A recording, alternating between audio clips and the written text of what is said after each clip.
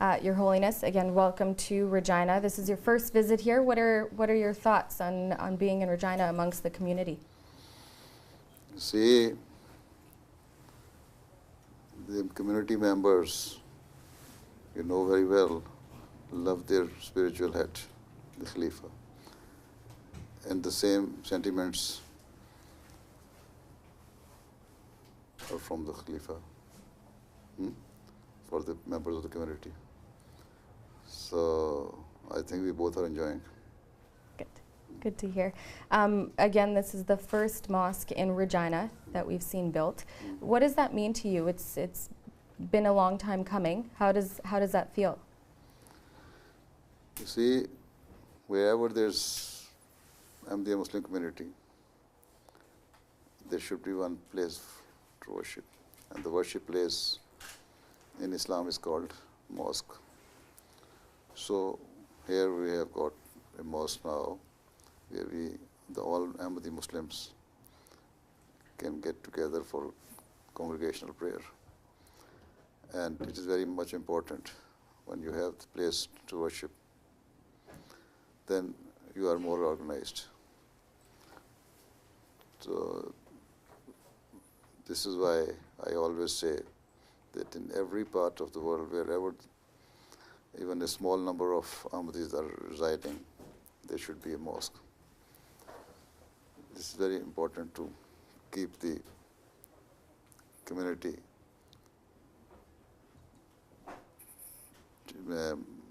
together, intermingled. And we are seeing that community grow quite a bit right here in Saskatchewan. Of course, in Saskatoon, the new mosque will be built, could be the third largest in Canada. What are your feelings towards Saskatchewan being the such third largest mosque being built in where is it being built? Saskatoon. In Saskatoon. Yes, yes. You see, the community was growing here because of the economic condition of this province. Since the oil crisis, I don't think the same Saskatchewan or Saskatoon holds the same position or not. But now Ahmadis here, living here, have started doing some trading, some businesses, and are having some other job opportunities. So I don't know whether it will grow that fast as it used to be in the past, but if the conditions come to normal and there's the economic conditions become normal as they used to be in the past, and the oil prices or are economically feasible for the country, then I think there will be more opportunities for jobs and people will come to join. Now we are these companies, and the number of Ahmadis will increase, because otherwise this area is not an industrial area. There's no very big industry here. Now that I learned that they are starting putting up some industry here in Saskatoon area. So let us see what happens. What we have heard, and we do know that the Ahmadi sect is one of the fastest growing. Why do you think that is? Fastest growing in the world. Mm-hmm. Yes. You see, what is the message of Ahmadiyya? So it was foretold by the Prophet of Islam, sallallahu alaihi wasallam, that the time will come when the Muslims will forget the true teaching of Islam. The clerics will misguide them. They will misconstrue the teachings of the Holy Quran. And at that time, the reformer will come, who will be the Messiah and Mahdi. It was the title given to him by the Prophet of Islam, sallallahu alaihi wasallam. So we spread this message, and those Muslims, when they see the conditions of Muslim clerics, how they are behaving, how they are spreading the message of hatred and extremism. They are radicalizing the youth, and they become disappointed. They are frustrated. When our message reaches to them, they realize that now this is the ripe time that the person who was foretold by the Holy Prophet of Islam to come must have come. So then they accept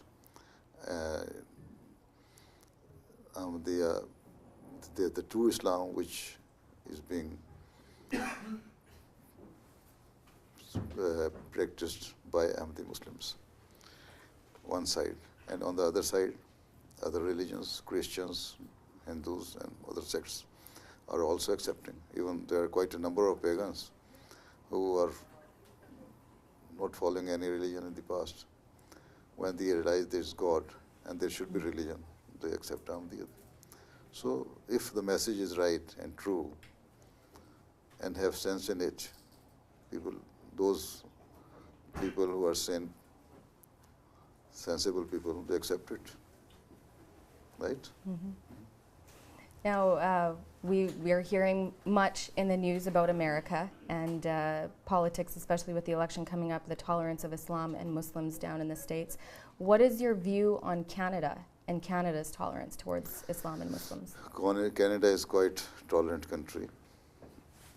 They are, I think, which is multinational, multicultural, multi-ethnic country.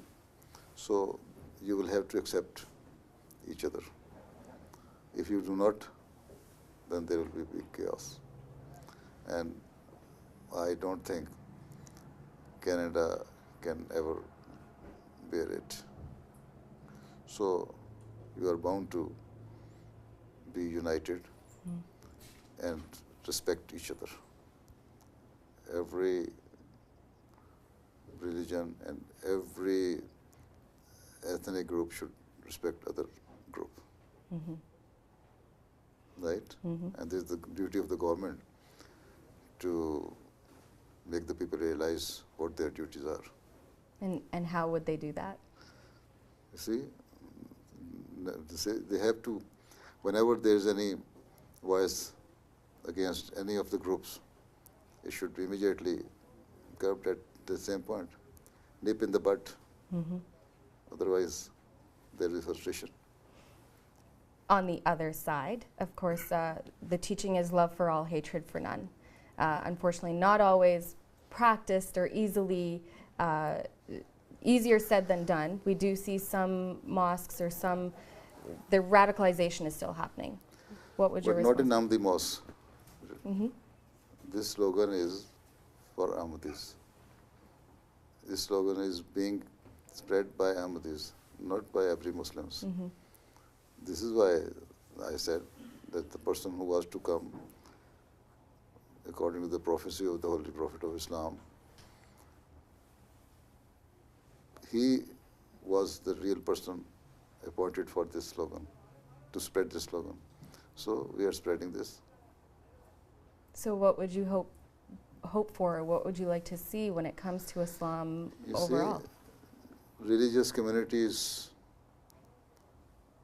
or religions do not grow you can say you can achieve all their targets overnight.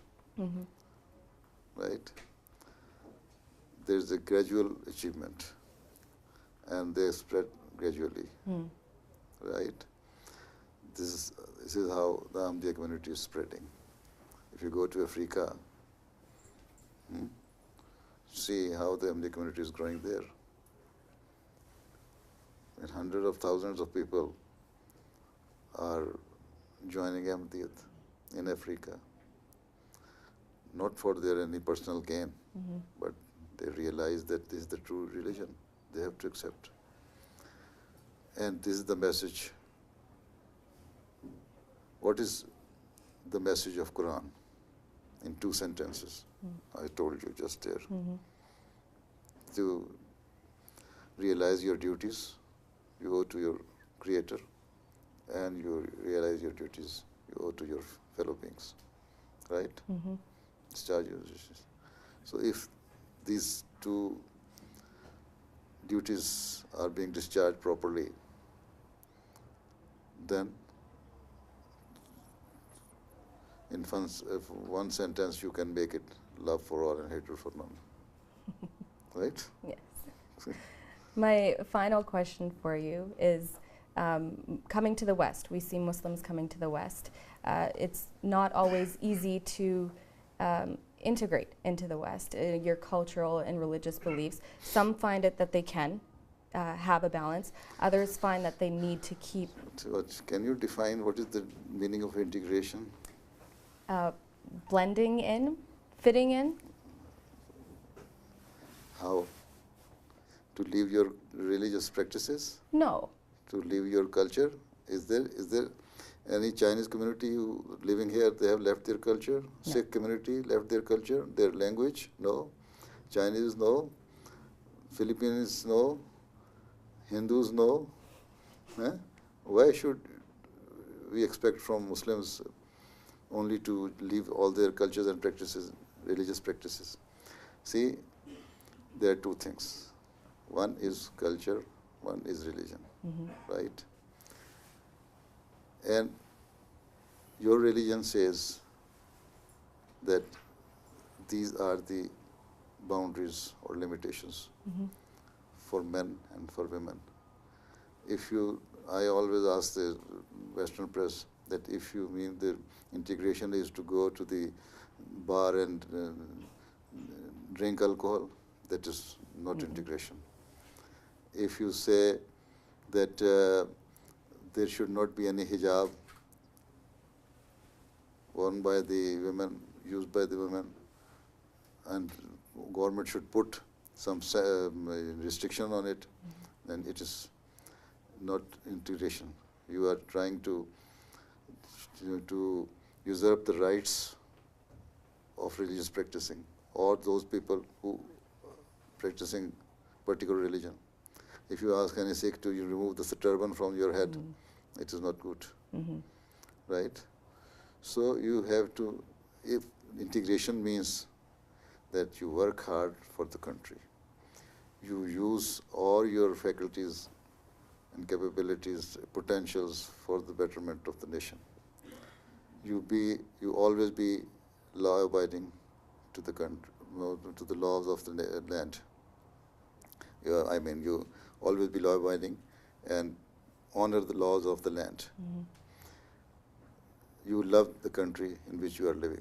And this is the saying of the Holy Prophet of Islam, sallallahu alaihi wasallam, that love of your country is part of your faith, right? This is integration. Integration does not mean that you forcefully, grab the hijab or snatch the hijab from the heads of the women, from Muslim women, or you ask Sikhs to remove their turbans, or government should enact some dress code law. No. You are free. See? With regards to your religious teachings, you should be free. Otherwise, there is no religious freedom. If you do like this, it means you are behaving like Pakistani government. Right? What Trump wants now,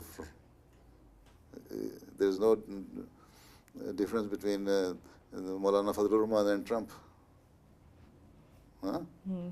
Those who want to deny the rights of the people. What are your thoughts on Trump? What are your thoughts on the American election and their views on what they would like to see with a certain candidate? If he wins, he will not implement whatever he's saying. If ever he implements, then there's going to be big chaos, I have already said. Right? Okay.